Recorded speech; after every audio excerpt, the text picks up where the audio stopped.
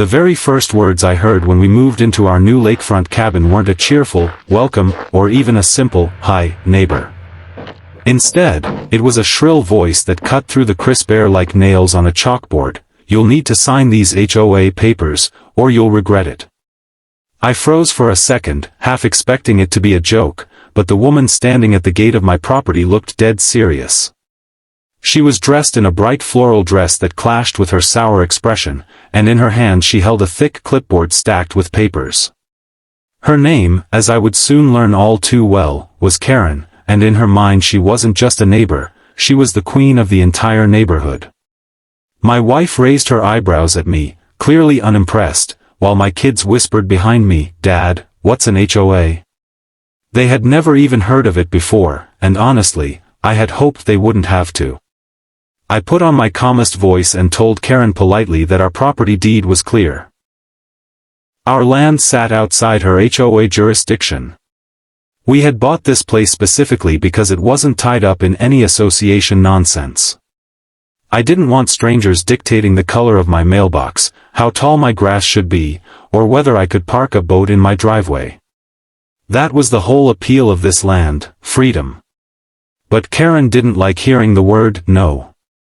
"Oh no, sweetheart," she said, wagging her finger at me like I was a naughty child. "Everyone in this area falls under my board. Everyone. You'll sign today, or I'll make sure you're dealt with." Her words dripped with entitlement, and she emphasized my board like she was the president of some empire. I could see my wife struggling not to laugh at the absurdity of it, but I just shook my head and told her firmly that she was mistaken. I had the paperwork to prove it. We moved our boxes inside and tried to brush off the encounter. My kids were too excited about the new house to care much. They ran through the halls, claiming bedrooms, while my wife and I grilled burgers on the porch to celebrate our first night. I thought maybe Karen's little power trip was just a bluff, a scare tactic to get us in line, and that she'd let it go after realizing we weren't budging. But I couldn't have been more wrong. That night, as we sat on the porch watching the sun dip below the lake, I noticed headlights slowly creeping along our driveway. At first I thought it was a lost driver, but the car passed again, and again. When it stopped briefly at the end of our drive, I recognized it, Karen's SUV. She was watching us, sitting there like a guard dog, making sure we knew she wasn't going away. My wife muttered, "This is getting creepy." I agreed. The next morning, I barely had time to drink my coffee before Karen returned, this time with reinforcements. 3 people trailed behind her, all clutching clipboards like they were weapons. They looked like the kind of people who spent their weekends measuring grass with rulers. Karen marched right up to me with the others flanking her like bodyguards. "These are my HOA board members," she announced proudly, as though that title gave them legal authority over my land. "We're here to finalize your paperwork and collect your initiation fees." I told her once again, as politely as I could, that she was wrong, and I even offered to show her the deed. One of the men sneered and said, "Everybody pays dues. No exceptions." Karen held out a pen, shoving it toward me like she expected me to sign on the spot. That's when my patience finally ran out. I told her flat out that she had no control over me, my property, or my family. I said if she didn't believe me, she should look it up with the county office. Her face turned red instantly. Her lips quivered, and for a moment I thought she might actually explode. "You've left me no choice," she spat, her voice rising. "If you won't cooperate, I'll call the cops and let them deal with you." She spun on her heel, stormed back to her SUV, and pulled out her phone, already dialing. My wife shook her head, muttering, "This woman is unbelievable." My kids peeked out the window, nervous now. They'd never seen an adult throw a tantrum like that, and frankly, neither had I. Karen didn't waste a second. She stayed parked at the end of our driveway, phone pressed to her ear, pacing dramatically like she was reporting a dangerous fugitive. The board members stood by, whispering among themselves, occasionally glaring at us like we had committed some crime. It was surreal, Here we were, a family just moving into our dream home, and already we were being treated like outlaws. I tried to stay calm for my kids, but inside I was boiling. Not because I was worried about the cops, my paperwork was airtight, but because this woman had the audacity to think she could bully her way into controlling us. It wasn't about rules or dues. It was about power. She wanted to scare us into submission, to make an example out of us for daring to resist her little fiefdom. As the minutes ticked by, I could feel the tension growing. Every car that passed on the main road made my kids jump, thinking it might be the police. My wife kept muttering that we should have expected something like this. There's always one person who thinks they're in charge. But even she couldn't have predicted just how far Karen was willing to go. When Karen finally lowered her phone, she smirked at us like she had already won. "They're on their way," she said smugly, crossing her arms. "We'll see how long you squatters last after the sheriff arrives." Squatters. That word made my blood boil. We had worked hard to buy this cabin, saved for years, and carefully chosen a place where we wouldn't have to deal with nosy neighbors or oppressive associations. And here she was, trying to paint us as criminals. I took a deep breath, knowing this was only the beginning. My kids were watching, my wife was watching, and the last thing I wanted was for them to see me lose control. But one thing was certain, Karen had just started a war she couldn't possibly win. Less than 20 minutes later, I heard the crunch of tires on gravel, and sure enough, 2 sheriff's cruisers rolled up our driveway. Their lights weren't flashing, but the sight still sent a jolt through my kids, who darted behind the curtains, whispering anxiously. My wife squeezed my hand, her eyes worried. "What if they believe her?" she whispered. I shook my head, trying to stay calm. I knew we were in the right, but in that moment, it felt like we were being put on trial in our own front yard. Karen bolted from her SUV like an actress running onto stage. She waved her arms dramatically, pointing at us as if she had caught dangerous criminals red-handed. Her voice carried across the yard, shrill and trembling with fake emotion. "Officers! Thank goodness you're here. These people are refusing to join our HOA. They're breaking our rules, trespassing on community property, and refusing to pay dues. I need them removed immediately." She actually tried to cry, dabbing at the corners of her eyes like she had rehearsed this moment for weeks. The 2 deputies exchanged a glance that told me they weren't buying it. Still, they had to do their job. One of them, a tall man with a calm demeanor, approached me and asked politely, "Sir, can we hear your side?" I nodded, trying to keep my voice steady as I handed over my property deed, the county zoning documents, and even pulled up the official plat map on my phone. "We're outside her HOA. This land was never, and will never be, under their control. We bought it precisely because of that." The deputy studied the papers carefully, nodding as he flipped through the documents. His younger partner leaned over to look as well, raising his eyebrows before turning to Karen. "Ma'am, you sure about this? This paperwork looks pretty clear." Karen's face twitched. Her confident smirk faltered for just a second, but she quickly tried to recover. "That deed doesn't matter," she snapped. "The board has authority over this entire neighborhood. They're refusing to recognize our rules, and that's a violation. Everyone has to pay. Everyone." The deputy handed me back my documents and sighed, then turned to Karen. "Ma'am, I don't see any evidence that this property falls under your association. You can't enforce HOA rules on land that isn't in your jurisdiction. That's not how it works. That should have been the end of it. A normal person would have admitted they were wrong and backed down. But Karen was not normal. Instead, she doubled down. Her voice rose, shrill and panicked. "You don't understand. If you let them get away with this, the whole neighborhood will fall apart. I have the right to control what happens here. It's in the bylaws." Her little audience, the clipboard warriors, nodded along, muttering their support. But the deputies were unmoved. They told her flatly that harassing us was not only inappropriate but could also be considered trespassing if she continued. That should have been enough to shut her down. Instead, Karen did something that stunned everyone. She turned on the deputies themselves. "You're in on this, aren't you?" she shouted, pointing a shaking finger at them. "You've been bribed.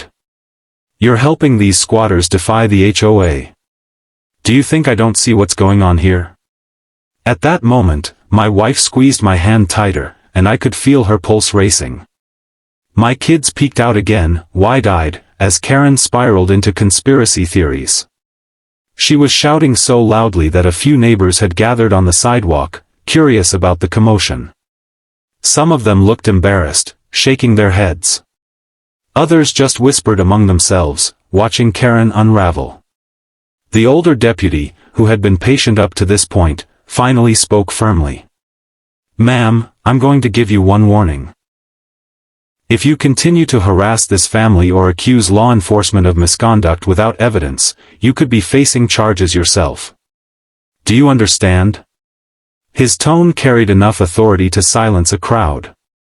For a moment, I thought Karen might finally stop. But instead, she muttered angrily under her breath, glaring at us like we were the villains in her story.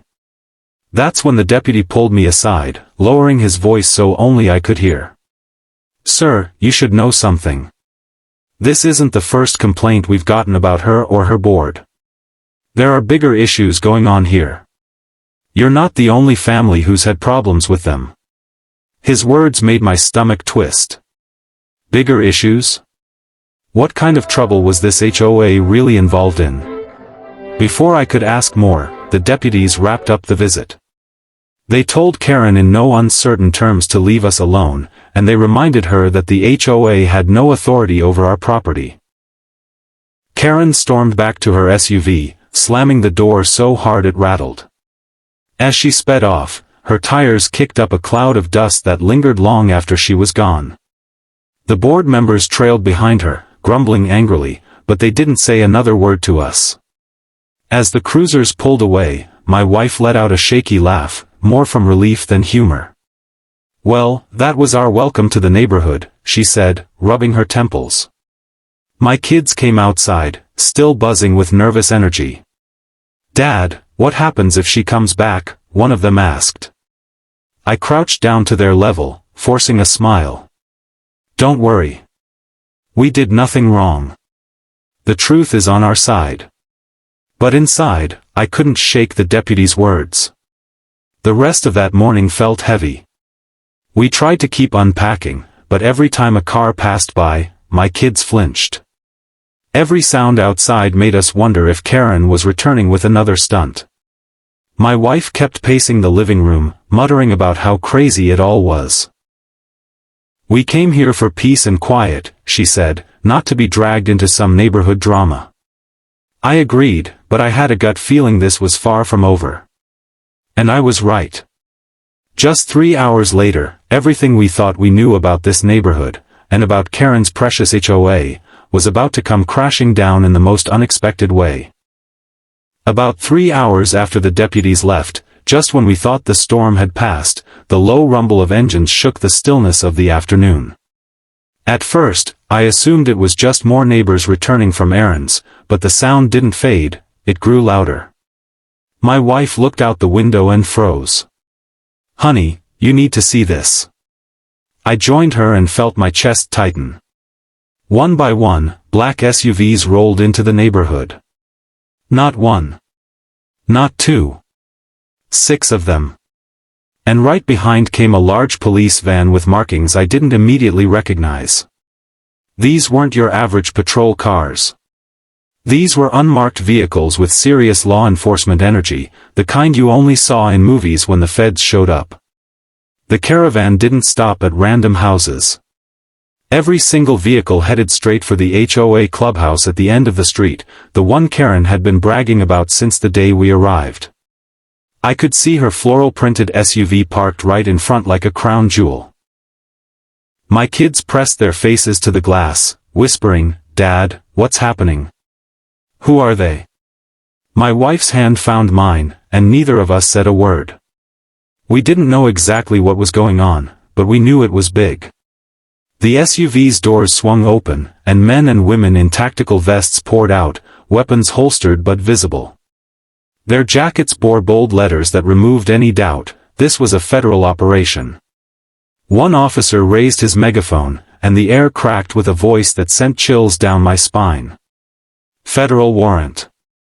Everyone inside, hands where we can see them. The words echoed through the neighborhood like thunder. Within seconds, chaos erupted at the clubhouse. The front door swung open, and I saw board members stumble out, their hands raised in disbelief. The same clipboard warriors who had marched to my house earlier now looked terrified, stripped of their smug authority. One of them tried to argue, shouting something about a misunderstanding, but he was quickly silenced as agents swarmed the building. Karen, of course, was the loudest of them all. She came running out, waving her arms, shrieking that this was a mistake, that she was the victim, that the HOA was the backbone of the community. But the agents weren't buying her act.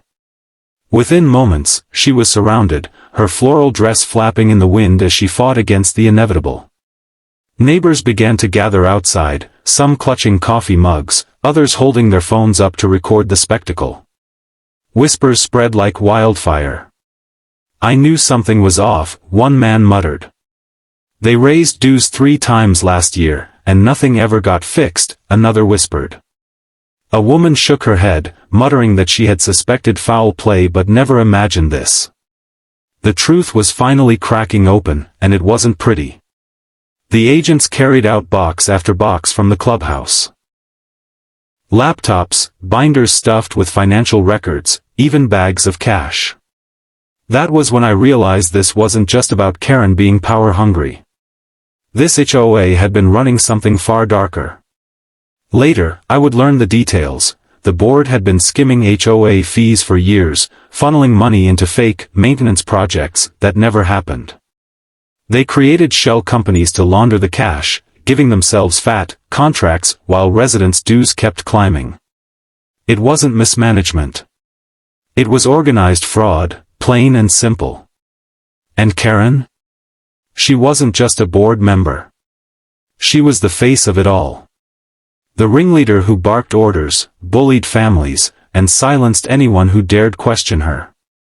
No wonder she had been so desperate to rope us in. Every new family meant more dues, more fake projects, more money lining their pockets. But when we refused to sign, we threatened her entire scheme. She thought calling the cops on us would scare us into submission. Instead, it exposed her to the exact people she feared the most. I couldn't help but marvel at the irony. Just hours before, Karen had been smirking at me, certain that the law would be on her side.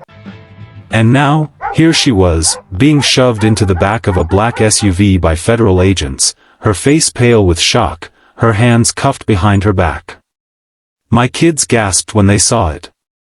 "Dad, they're arresting her," one whispered, almost in disbelief.